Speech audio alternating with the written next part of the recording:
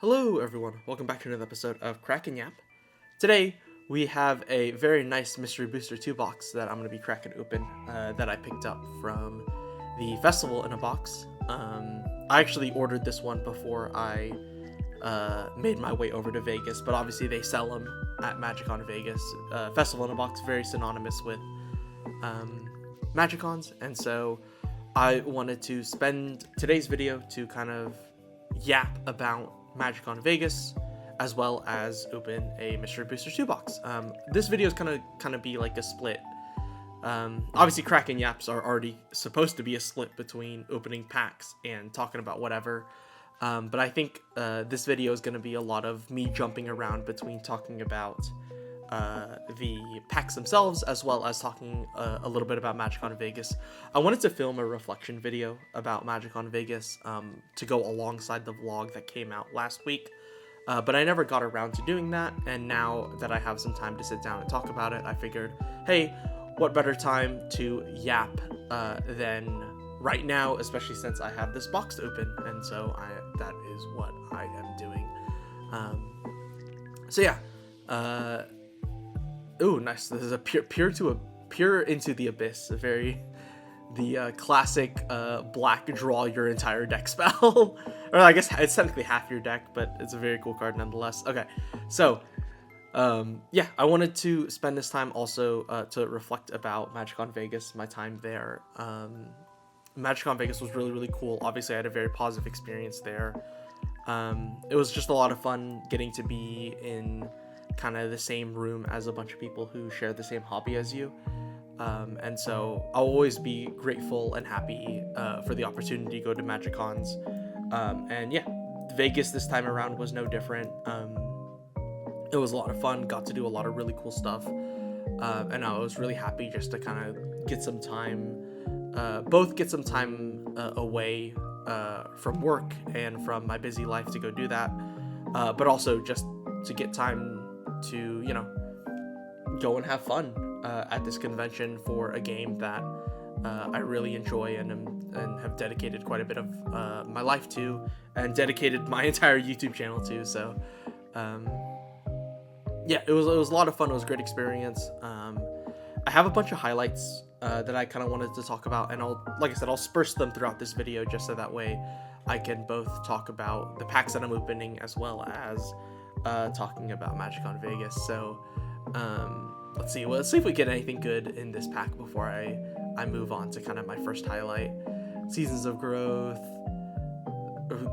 I'm not even gonna try to pronounce this. Some sort of Ranger. Ooh, the Japanese. That's right, the Japanese. I don't know if this is a Gigantosaur or whatever this card is. 10/10 vanilla dinosaur creature. Simon Spirit Guide. Very nice CEDH card there, or like really any fast magic card. Okay, so nothing super interesting in that pack. Tinderwall, if you care about Tinderwall. Okay, yeah, so some highlights from MagicCon Vegas. I think this year my biggest highlight, and I've said this before in a few other videos, but like getting to hang out, or like getting into the panel with Andrea Mangucci and Simon Nielsen, where they were commentating the finals of the Pro Tour Strixhaven there, was really cool highlight for me. That was on the last day, Sunday, like literally one of the last things we did at the convention was watch that, you know, we got to experience that panel, and it was really cool. Both of them, like both Andrea Mangucci and Simon Nielsen, are like really excited about the game. They love the game. They are you know, a lot of fun to listen to as well. They have a lot of insights that I think I don't have as someone who mostly plays Commander and also plays very casually, all things considered. Getting to see their perspective of the game is very different. And they're two people that I think I watch a lot online, and so getting to see them in person and commentate in person was really cool. And they gave away a lot of free stuff too, so that was very nice of them. They didn't have to, but that was definitely, I think, my like number one highlight was getting to do that. I think I think a lot here because there were just a lot of different things that I got to do, and they were all really cool. But that one for sure was a very nice highlight. All right, let's take a real quick break here to see what I pull after this. King's Assassin. Destroy target creature. All right. Mindbreaker Trap. I think this is the counter spell. The big counter spell that you can cast after everyone has cast a bunch of spells. Okay, so yeah, back to talking a little bit about MagicCon. I think my second most favorite thing there would probably have to be... I'm going to go with Game Nights Live. I actually really liked Game Nights Live. Obviously, I think this time around, I was really excited about the players. As someone who's a big fan of sports as well, getting to see Leonard Williams, who is this very vocal, someone who's very vocal about his love for Magic, getting to see him go up there and play on the big stage and everyone cheering for him was a lot of fun. It was just such a good time. I'm not going to spoil anything about the game because I think the recorded gameplay doesn't come out until later, much later, I think, actually. But the game was really fun. They pulled a lot of surprises, did something like a lot of stuff that has never been done before on Game Nights Live. It was really, really cool to watch them. And they even surprised us, the audience, with one of their, I guess, secrets, whatever you want to call it. But the game itself was a lot of fun. Again, getting to see all of them play in person is always a great experience. And so, if I were to say if there's one thing at MagicCon, if you ever get to go to a MagicCon, the one thing that I definitely recommend doing is going to watch Game Nights Live. And I usually try to get seats early to get to go watch Game Nights Live, and so that was a lot of fun. Okay, with that, Bazooka Bog. Very nice pickup there. And a Merchant Scroll. That's right, Merchant Scroll. Very good tutor there. So, two very good playable cards there. And then, of course, the playtest card. One thing I actually didn't do at this MagicCon, I've done it at previous MagicCons, was I didn't get to do the Unknown event. I don't necessarily regret it, but that's another thing I would highly recommend if you're into playing limited, or if you have the ability to spend the money. Go do an Unknown event. Those Unknown events are so much fun. They're very casual, very relaxed.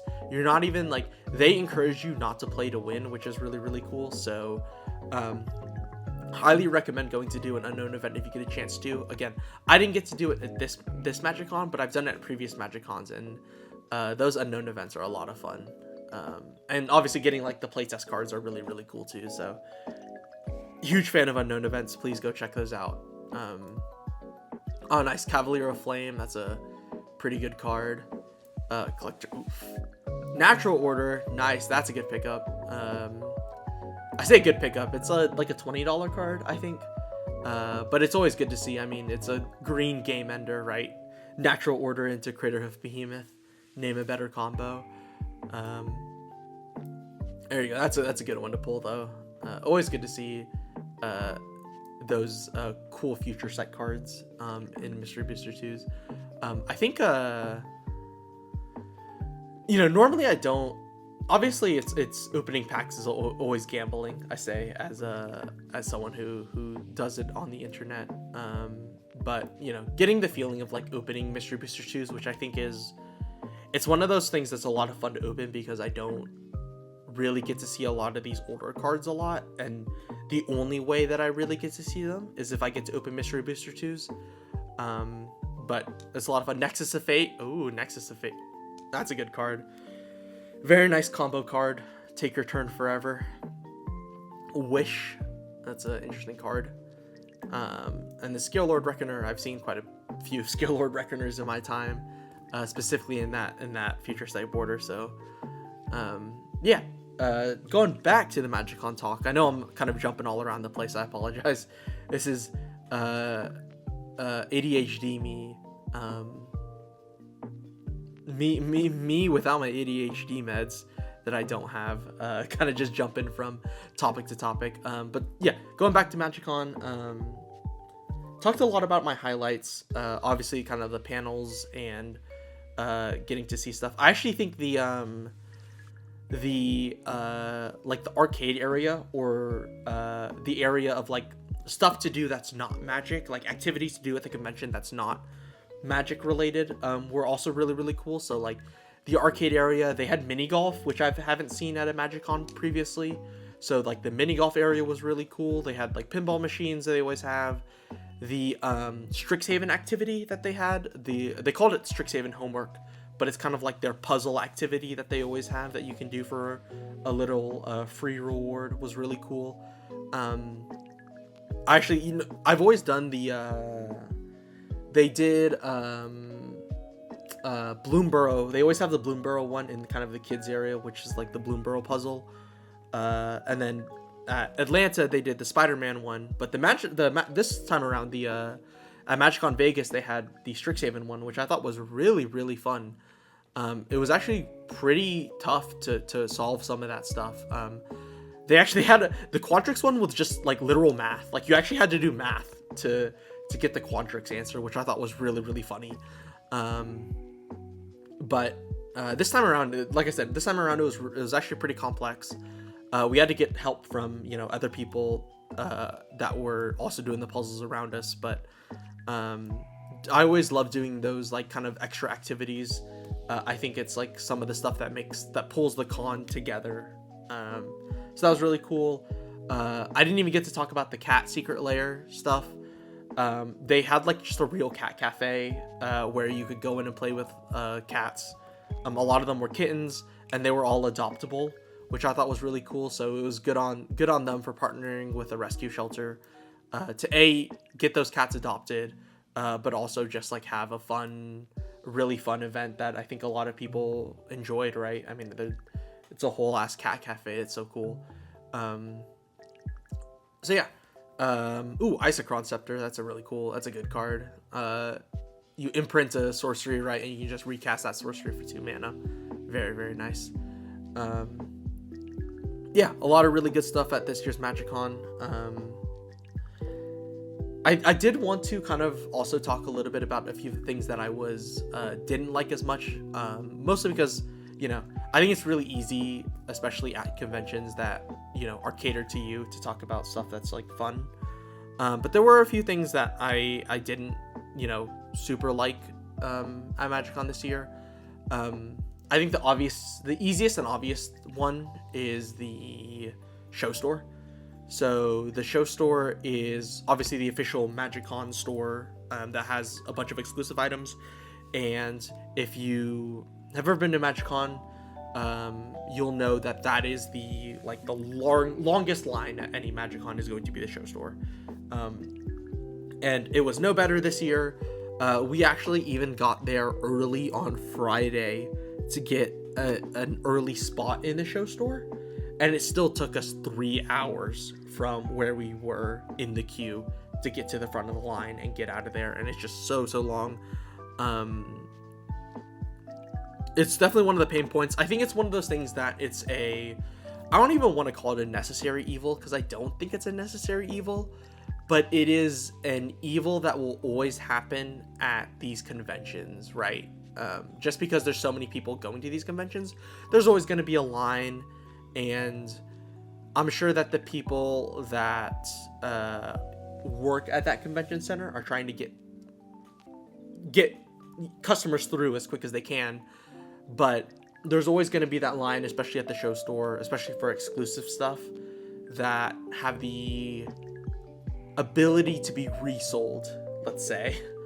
There will always be high demand for that, and so it's one of my irks of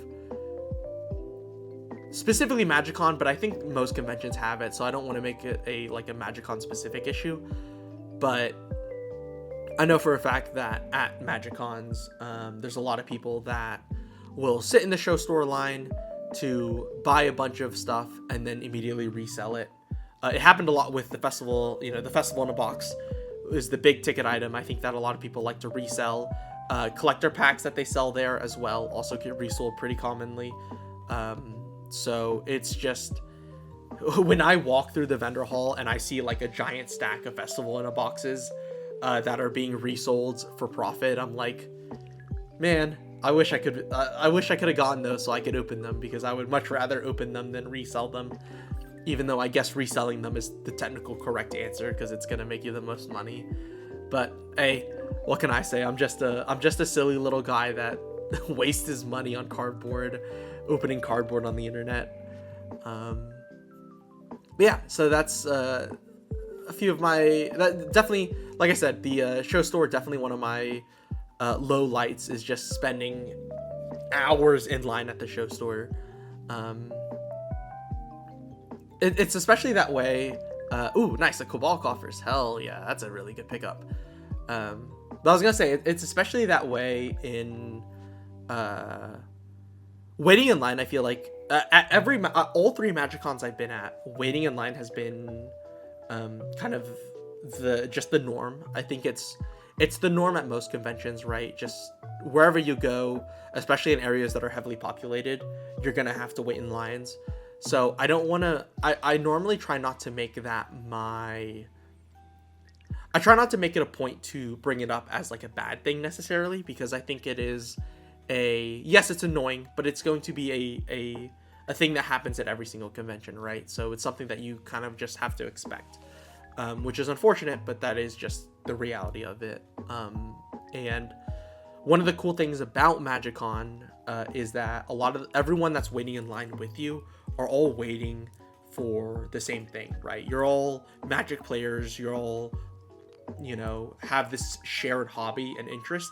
And I think that's a really good way of branching out and getting to talk to people and kind of burn that time that you have in line, right? Is, talking to the person next to you, talking about Magic, getting excited about the thing that you love. And so it's a lot of fun. And I encourage you, if you go to MagicCons and you're waiting in these long lines, try to do that. Talk to, the people around you. It's not always going to work out. There are people that are introverted, and I totally get that as someone who is a little more introverted themselves. But if you get me talking about some of the stuff that I enjoy, like Magic, then, I can go, I could definitely go off talking about Magic for a long time. And I feel like there are a lot of people at MagicCon that are like that as well. So, okay. With that said, I was hoping that we were gonna be opening our next pack. Oh, there it is. Let's kind of get back a little bit into the actual pack opening. I think I missed quite a few packs. I don't know if I've hit anything else super interesting outside of that. Cabal coffers was the last thing I saw that was like really good. So here we go. Guy's Gift, Elvish Harbinger, Power Conduit, that's a good card. You can move counters around. Balance, that's a cool card. Very nice white. I don't even want to call it a board wipe. It's not really a board wipe. It's a reset the board. It's like Farewell but nicer. Okay, so yeah, nothing much in the pack. I see an Isochron Scepter. Isochron Scepters are really cool. I know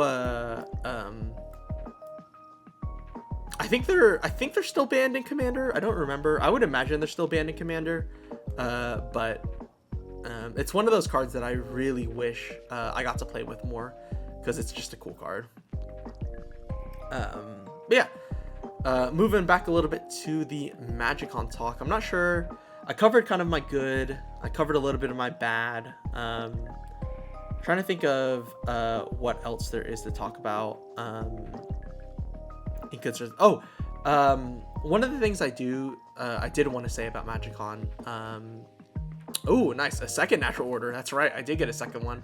I totally forgot about that. You can see me like waving it in front of the camera because I was like, oh, a second natural order.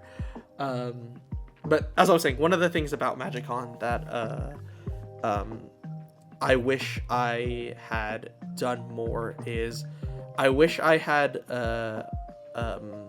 gone to do more meet and greets with people. One of the things that I didn't spend a lot of time at this specific MagicCon was the meet and greet area. So they have kind of like their Creator Central, which is the area where a lot of the content creators for Magic hang out and get to play games and do a bunch of stuff there. I didn't spend a lot of time there.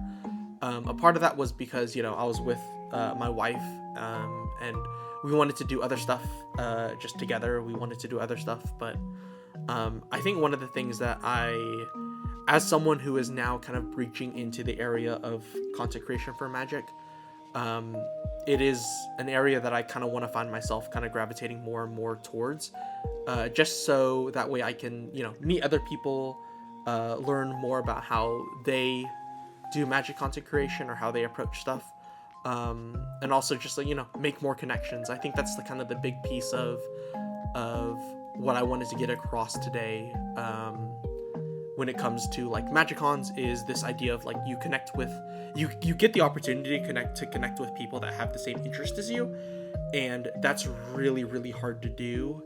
And I think Magic and TCGs in general have like this really, really unique benefit in which, in order to play them, a lot of the times you have to go out and meet people, and you get to meet people that have those same interests as you, and so that's really, really cool.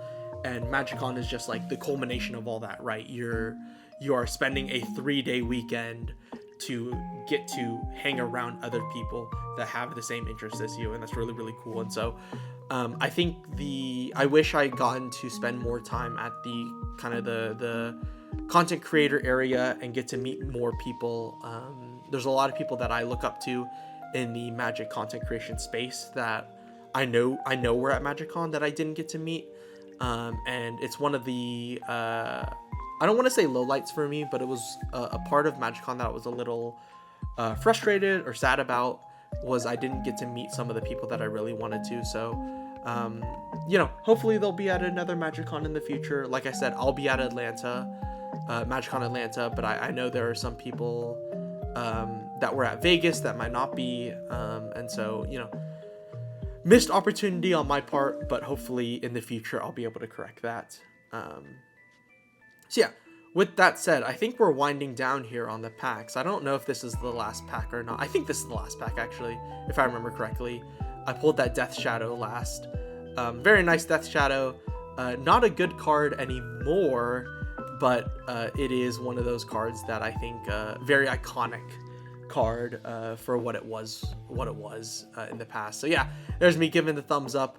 I want to thank you guys so much for watching as I close out this video. Yeah, thank you guys for listening to me ramble, and I will catch you in the next one.